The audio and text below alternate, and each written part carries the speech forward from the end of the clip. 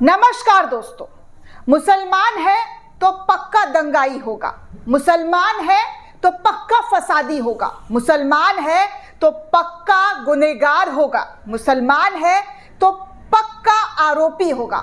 ऐसे ही आजकल इस देश में लोगों का माइंड सेट कर दिया गया है। मीडिया के जरिए और कुछ लोगों के जरिए तथा कथित लोगों के जरिए ये माइंड सेट कर दिया गया है, अच्छा उर्दू नाम है तो फट से वो आरोपी ही होगा, चाहे उसने कोई गुनाह किया हो या ना किया हो, लेकिन उसको जेल के अंदर ठूसो, उस पर कार्रवाई करो, उस पर एनएसए लगाओ, यूएपीए लगाओ, राजद्रोह लगाओ, देशद्रोह लगाओ, तमाम मुकदमे उस पर ठोक डालो, जितना जुल्म हो सके कर दो, लेकिन उफ वो मुसलमान नहीं करेगा, क्योंकि उर्दू नाम है तो इस पर जितने भी आरोप लगाने हैं, जितने भी इल्जाम लगाने हैं, वो सब हंसकर सह लेगा।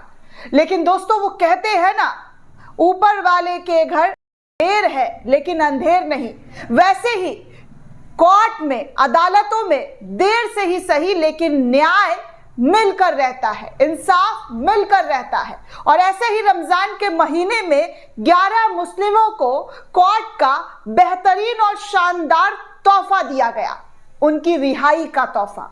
उन तमाम आरोपियों को रिहा कर दिया गया जिन पर फसादी, दंगाई, अपराधी और ना जाने क्या क्या इल्जाम आरोप लगाकर जेल की सलाखों के पीछे सालों साल उनको रखा गया। लेकिन अब कोर्ट ने 11 मुसलमानों को बरी करते हुए उन तमाम लोगों के ऊपर, जी हां, उन तमाम लोगों के ऊपर मुकदमा किया है जो इसके असली हकदार है।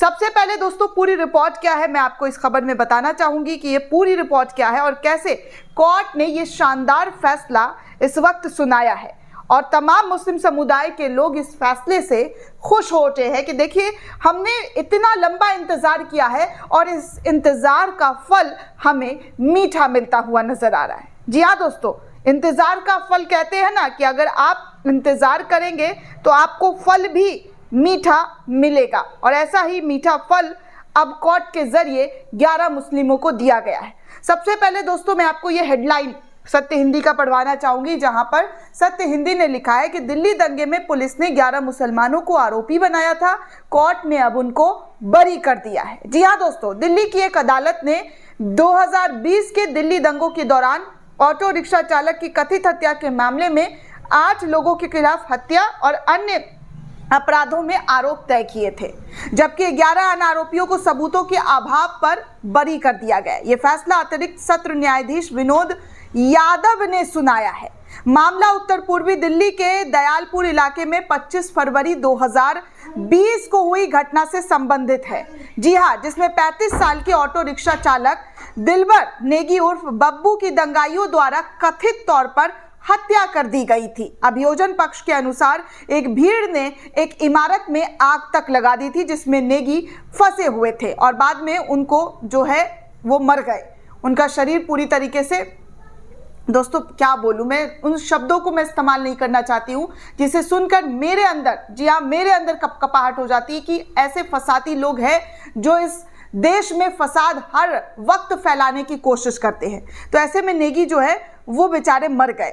लाइव लॉ के रिपोर्ट के मुताबिक अगर मैं बात करूं दोस्तों, तो अदालत ने कहा है कि वीडियो से पता चलता है कि जब उस युवक को घायल अवस्था में सड़क पर छोड़ दिया गया था तो दूसरे समुदाय की भीड़ जो है उन लोगों के पास आए और शायद उसे किसी दूसरे स्थान पर लेकर गए। इसलिए किसी भी तरह से ये नहीं माना जा सकता है कि मुस्लिम समुदाय की भीड़ का ऑटो ड्राइवर बब्बू पर हमला करके उनका सामान्य उद्देश्य था। अदालत ने आगे ये भी कहा कि उनका सामान्य उद्देश्य उनके कृत्य से साफ है, दंगा करना और दूसरे समुदाय के लोगों पर हमला करना। बब्बू पर हमला इसी मकसद के तहत किया गया था। उन्हें यह नहीं पता होगा कि किसी युवक के सर पर लाठी से प्रहार करना और बेरहमी से पीटना उसकी मौत का कारण बन सकता है। इस मामले में अदालत ने जिन आरोपियों को बरी किया है दोस्तों, उसमें शाहरुख, मोहम्मद फैसल, मोहम्मद रिजवान, राशिद, मोहम्मद शादाब, मोहम्मद साजिद, मोहम्मद आकिब, मोहम्मद उस्मान, ये तमाम लोग जो हैं वो थे। इनके खिलाफ अदालत को कोई सबूत नहीं मिला। अदालत ने कहा है कि उनके खिलाफ प्रथम दृष्टया में कोई मामला बनता हुआ नजर नहीं आ रहा है। सरकारी पक्ष ने दावा किया था कि ये एक सांप्रदायिक दंगा था जिसमें भीड़ ने संयोजित तरीके से हमला किया था। हालांकि बचाव पक्ष में तर्क दिया गया था कि आरोपियों की पहचान पुख्ता नहीं हुई है और सबूत पर्याप्त नहीं है। अदालत ने अपने फैसले में कहा है कि बाकी 8 आरोपियों के खिलाफ पर्याप्त सबूत मौजूद है जिसके आधार पर मुकदमा उन तमाम लोगों पर चलाया जाए। दिल्ली पुलिस ने 2020 के दंगे में अलग अलग मामलों में 758 एफआईआर दर्ज की थी। बीबीसी ने दंगों के संदर्भ में दर्ज सभी 758 मामले में की स्थिति की जांच की और उनमें 126 मामलों का विश्लेषण किया जिनमें दिल्ली की कड़कड़जुमा अदालत ने फैसले दिए थे। इन 126 मामलों में 80% से ज्यादा मामलों में गवाहों को मुकर जाना और अभियोजन पक्ष के मामले का समर्थन न करने के कारण उन्हें बरी कर दिया गया और फिर इनमें से सिर्फ 20 मामलों में ही दोष जो है वो साबित हुए। भारतीय कानून के अनुसार किसी आरोपी की तब बरी किया जाता है जब अदालत बिना सुनवाई के मामले को बंद कर देती है क्योंकि आगे बढ़ने के लिए पर्याप्त सबूत नहीं होते हैं। बरी तब होता है जब अदालत पूरी सुनवाई के बाद आरोपी को दोषी नहीं पाती है। भारत के सूचना के अधिकार के तहत अगर बात करूं दोस्तों तो बीबीसी को प्राप्त आंकड़ों से पता चलता है कि हत्या से संबंधित आरोपों पर दर्ज किए गए 758 मामलों से केवल 62 में दोष सिद्धि हुई और 4 मामलों में बरी किया गया। 126 आदेशों के विस्तृत विश्लेषण से यह भी पता चलता है कि दर्जनों मामले में अदालत ने जांच में चूक के लिए दिल्ली पुलिस की कड़ी आलोचना तक की है, जमकर उनको फटकार लगाया है। कुछ मामले में इनमें पुलिस की पूर्व निर्धारित चार्जशीट दाखिल करने और आरोपियों को गलत तरीके से फंसाने के लिए आलोचना की। 126 मामले में अधिकांश में पुलिस अधिकारियों को घटना के गवाह के रूप में पेश भी किया गया था, लेकिन विभिन्न कारणों से अदालत ने उनकी गवाही को विश्वसनीय नहीं पाया। दिल्ली दंगों को लेकर दिल्ली पुलिस की भूमिका पर अदालत लगातार सवाल उठाते रहे और ऊपर जिन लोगों को 11 लोगों को छोड़ने का जिक्र किया गया दोस्तों, जैसा कि मैंने आपको बताया है, उस मामले की जांच भी बहुत दिलचस्प थी। इंडियन एक्सप्रेस ने अपनी पड़ताल में पाया था कि नेगी मामले में 12 में से 9 आरोपियों के बयान एक जैसे पाए गए। इसके बाद दिल्ली पुलिस ने इस मामले में दोबारा चार्जशीट दाखिल की थी जिसके बयान एक समान थे। जी हाँ, एक समान थे और वो थे कि आज़ाद ने कहा पिछले कुछ दिनों में सीए और एनआरसी के खिलाफ विरोध प्रदर्शन हो रहे हैं। मेरे दोस्तों ने मुझे बताया कि जिनके पास सबूत नहीं है नागरिकता साबित करने के लिए उनको देश से निकाल दिया जाएगा। इसके आधार पर 24 फरवरी को सीलमपुर में दंगा शुरू हो गया और धीरे धीरे ये जमुना पार तक फैल गया। लगभग 2-3 बजे शिव बिहार तिराहा पर कई लोग इकट्ठा होने लगे और हिंदू घरों पर पथराव करना शुरू कर दिया। हिंदुओं ने भी हम पर पथराव करना शुरू किया। ये काफी लंबे समय तक चलता रहा।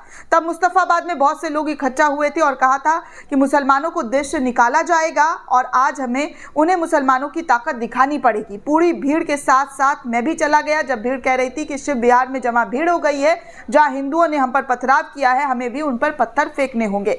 हमारी तरफ से भीड़ नारा लगा रही है, उन्हें मार डालो, हम आज काफिरों को नहीं छोड़ेंगे। उनकी बातों में हम आ गए और हमने पथराव शुरू कर दिया। मैं बहुत देर तक पथराव करता रहा। इस तरीके से तमाम गवाहों ने एक जैसे जो है बातें कोर्ट के अंदर कही। इसके बाद भीड़ ने अनिल स्वीट शॉप और राजधानी स्कूल के गोदाम पर चढ़ना शुरू कर दिया और पथराव किया। मैं रात में अपने घर लौटा और वहीं रहा। मुझसे गलती हो गई, कृपया मुझे माफ़ कर दे। तो इस तरीके से दोस्तों तमाम गवाहों ने कुछ इसी तरीके का बयान दर्ज किया और बयान देने के बाद कोर्ट ने इन तमाम बयान को सुनते हुए कहा कि जिस तरीके के बयान दिए गए हैं उस बयान पर आधारित हम किसी भी तरीके का फैसला नहीं ले सकते हैं। और तो और दोस्तों आपको बड़ी जानकारी ये भी दे दूं, जी हाँ, कि किस तरीके से जो है न्यूज़ 24, जी हाँ, न्यूज़ 24 ने भी इस खबर को चलाया और कहा है कि 11 मुस्लिम निकले निर्दोष, 8 हिंदुओं पर कड़ी सजा जो है वो दी गई है। इस तरीके का थंबनेल जो है उनके जरिए भी देकर इस खबर को चलाया गया। अब आप सोचिए दोस्तों कि कैसे मुसलमानों को फंसाने की लगातार कोशिश की जा रही है और अदालत भी इन तमाम मामले को देखकर सुनकर दंग हो जा रहे हैं कि कैसे मुस्लिमों को जेल में डालने की प्रक्रिया जो है वो लगातार की जाती है। दंगा भड़कता है और दंगा भड़कने के बाद कुल मिलाकर अगर देखा जाए तो सिर्फ और सिर्फ मुस्लिम समुदाय के लोगों पर ऐसे आरोप लगाए जाते हैं जिससे ये साबित करने की कोशिश की जाती है कि उन्होंने ही दंगा भड़काया है, उन्होंने ही दंगा फैलाया है। उसके बाद उन पर कई गंभीर कठोर जो है धाराएं लग जाती है, जिसके बाद उनको सालों साल तक जेल में रहना पड़ता है। पूरा आप उठा कर देखेंगे कि आप हिस्ट्री, तो आपको ऐसे ही कुछ 11 सालों में नजर आएगा। और इन 11 सालों की तस्वीर आपके सामने है कि कैसे मुसलमान जब अदालतों में चक्कर लगाते हैं, इंसाफ की जो उनको उम्मीद रहती है वो जाकर तब उनको मिलती है, लेकिन कई साल बीत जाते हैं। तो मेरी तो कोर्ट से ये भी अपील है कि ऐसे लोगों पर भी कार्रवाई की जानी चाहिए जो गलत आरोप में लोगों की जिंदगियां तबाह करती है। कोर्ट से, जज साहब से, सुप्रीम कोर्ट के मुख्य न्यायाधीश से तो मेरी अपील है कि ऐसे लोगों पर भी नकेल कसा जाए, ताकि वो आगे चलकर इस तरीके की कोई भी घटना को अगर किसी भी तरीके से अंजाम देने के बारे में सोचे तो उनको एक बार कोर्ट का वो फैसला याद आ जाए जिसमें वो कहते हुए नजर आए कि अगर ऐसा होता है, बिना जांच पड़ताल के किसी को आरोपी बनाकर सालों साल जेल में रखा जाता है, तो उन अधिकारियों पर भी मुकदमा चलाया जाएगा। दोस्तों, इस पूरे रिपोर्ट को लेकर आप क्या सोचते हैं, आपकी क्या प्रतिक्रिया है, हमें कमेंट करके जरूर बताइएगा। साथ ही साथ चैनल को ज़्यादा से ज़्यादा लाइक, शेयर और सब्सक्राइब करना बिल्कुल भी ना भूलें। धन्यवाद दोस्तों।